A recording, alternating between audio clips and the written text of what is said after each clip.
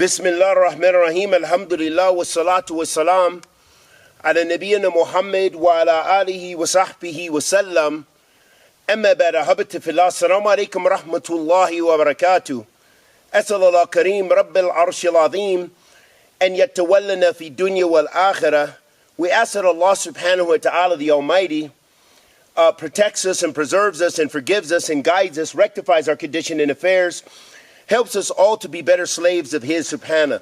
Ahbabti fillah, continue on in our study of how to escape sins by Shaykhana Shaykh Abdul Razak. This is the fifth lesson, the fifth sitting, and we're mentioning the third point, which is acknowledgement and recognition of the blessings of Allah. So once we ponder, after we've pondered how azim Allah is and illustrated our love for Allah subhanahu wa ta'ala, those should be prohibitors to sin in and of themselves. However, it may take acknowledging the favors of Allah subhanahu wa ta'ala and recognition of the many blessings He gives us.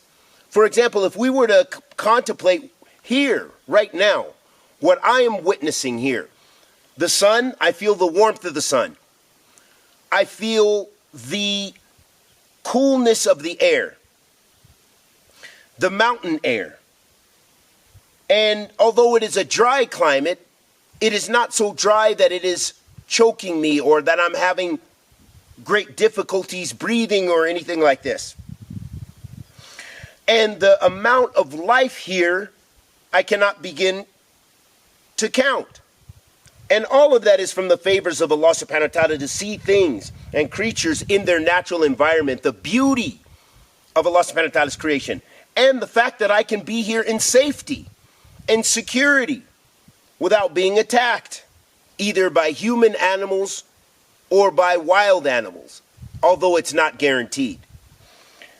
All of this is from the ni'am of Allah subhanahu wa ta'ala. All of this, just this environment alone, is from the ni'am, is from the favors of Allah subhanahu wa ta'ala. And the fact that I had a riding beast, my vehicle, to be able to get into this canyon. That I'm able to, that you have enough health to where you're able to watch this. You know, we cannot begin to count the many favors of Allah. And we only recognize some of those favors when we lose those ni'am. For example, if you were to lose one of your fingers, just one, that would have a big impact on your life. You would not go about your days regularly. Especially the types of people that we are in this day and age. We're soft. We're not like the people in the past. So it would devastate us mentally, psychologically, maybe spiritually. You know, oh man, why did I lose my pinky? Why did I, So the gratitude alone should help us to refrain from sins. So Shaykh Abdul Razak, he says the third way to escape sins is for the heart to acknowledge and recognize the blessings of Allah and His benevolence toward His servant. He has favored His servant with health and well-being, wealth, a home, and transportation, just as He has favored His servant with hearing, sight, and strength. And although we can always find reasons and excuses to complain that we don't have enough wealth, our home is not big enough, our home has problems, we have busted windows, we have this, we have that, but we do have a home. And that's why the Messenger sallallahu alaihi wa sallam mentioned, look to those beneath you. Look to those beneath you. Those who have less than you. So many people, they wouldn't even begin to have a luxury to be able to come out and enjoy. Some people have to work 7 days a week, and they still can't afford to pay their bills. And some people live under bridges, live in plastic tents, live on the streets, live in the forest because they can't afford to, make ends meet. They live in a semi-wild place. So when we reflect on the ni'am, the favors of Allah subhanahu wa ta'ala, that alone should suffice us in keeping away from sin. So Shaykh Abdul Razak, hafidhullah ta'ala, he says, so the servant should remember the favor of Allah subhanahu wa ta'ala upon him and be careful not to allow himself to be in a wretched state, since the blessings of Allah continue to be bestowed upon him, while the angels ascend with evil deeds, false statements, and unlawful actions that he committed. So reflect and do your best to show gratitude to Allah subhanahu wa ta'ala by doing righteous actions. He says, there is a story mentioned by some of the people of knowledge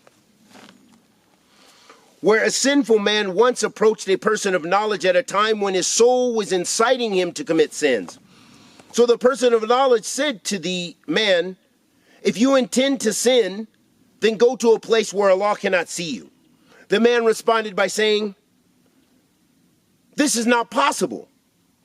Then the scholar responded by saying, therefore you should not use any of the blessings which Allah has bestowed upon you to disobey him.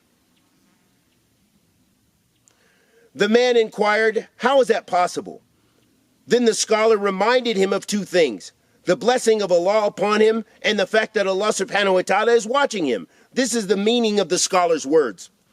There is no doubt that whenever the servant reflects over how Allah subhanahu wa ta'ala has blessed him with health, well-being, wealth, and the like of this, and that all of this is from the favors of Allah subhanahu wa ta'ala upon him, and he remembers the dangers associated with these sins, then indeed his consideration of this blessing, favor, and goodness is from the greatest of preventative factors that help the servant to stay far away from sins and committing them.